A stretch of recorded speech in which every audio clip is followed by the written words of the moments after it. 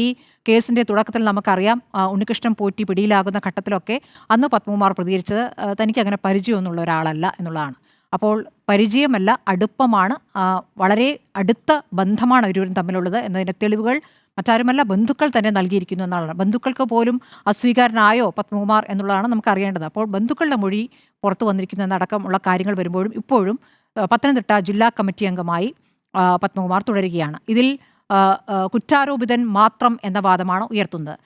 ആ വാദം ഉയർത്തുന്നതിൽ ഒരു അസ്വാഭാവികത തോന്നുന്നുണ്ട്. കാരണം പല കാര്യങ്ങളുണ്ട്. ഇപ്പോൾ ഭൂരിപക്ഷ വോട്ട് ലഭിക്കുക എന്നുള്ള തീരുമാനം, അല്ലെങ്കിൽ നഷ്ടപ്പെട്ട ഭൂരിപക്ഷ സമുദായത്തിൻ്റെ വോട്ടിൽ കിട്ടുക എന്ന തീരുമാനത്തിൻ്റെ ഭാഗമായി യുവതീ പ്രവേശന വിധിക്ക് ശേഷം നടന്ന ലോക്സഭാ തെരഞ്ഞെടുപ്പിൽ വന്ന തിരിച്ചടിക്ക് ശേഷം അങ്ങനെ ഒരു തീരുമാനത്തിലേക്ക് ഇടത് പാർട്ടികൾ പോയിട്ടുണ്ട്, CPM പോയിട്ടുണ്ട്.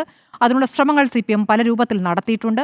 അതിൻ്റെ ഭാഗമായിട്ട് കൂടിയാണ് ആഗോള അയ്യപ്പ സംഗമം നടത്തിയത്. അത്രത്തോളം ഭൂരിപക്ഷ വോട്ട് കിട്ടാനുള്ള എല്ലാ ശ്രമങ്ങളും നടത്തുക, മുസ്ലിം ലീഗിനെ ഒരു വർഗീയ പാർട്ടി എന്ന നിലപാടെടുത്തുകൊണ്ട് PK കുഞ്ഞാലിക്കുട്ടി വർഗീയവാദിയാണെന്ന് പറയുന്നതിലേക്ക് വരെ എത്തുന്ന രൂപത്തിൽ ഭൂരിപക്ഷ വോട്ട് പിടിക്കാനുള്ള അത്രയും ശ്രമങ്ങൾ നടത്തുമ്പോഴും അത് നഷ്ടപ്പെടുന്ന രീതിയിൽ ഉള്ള ഒരു കാര്യമായി പത്മകുമാറിനുള്ള പിന്തുണ മാറും എന്ന് അറിഞ്ഞിട്ട് പോലും പത്മകുമാറിനെ പിന്തുണയ്ക്കുന്നു എന്നതിലാണ് അതിലെ അസ്വാഭാവികതയുള്ളത്.